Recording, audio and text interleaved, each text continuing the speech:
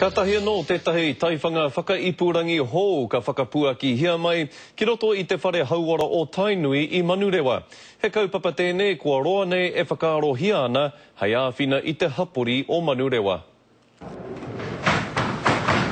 He whakatūwheratana hei āwhina I te tini tangata o Manurewa. The purpose of Tihi is to offer high quality, affordable pharmaceutical services to whānau, to improve whānau ora.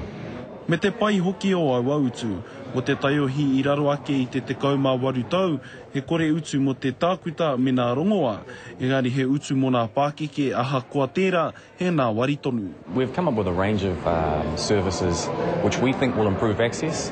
What you'll find in a lot of high needs communities, including our Māori community here in South Auckland, is money is tight.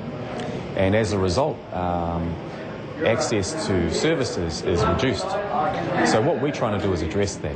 He nā wari te utu, he nā wari anō te kite. We're located here within the GP clinic, and we hope that the whānau who come here to use the clinic will also be able to take advantage of the unique offers that we're able to make for their pharmacies.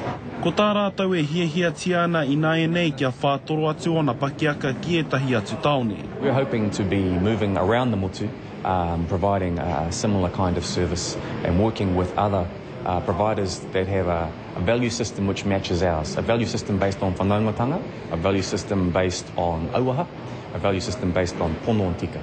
Ko te tumanako ia e nei o te whare hauara kia puta ake nā Māori e pāni ana I te māwiwi I runga tonu I te nāwari o nā utu.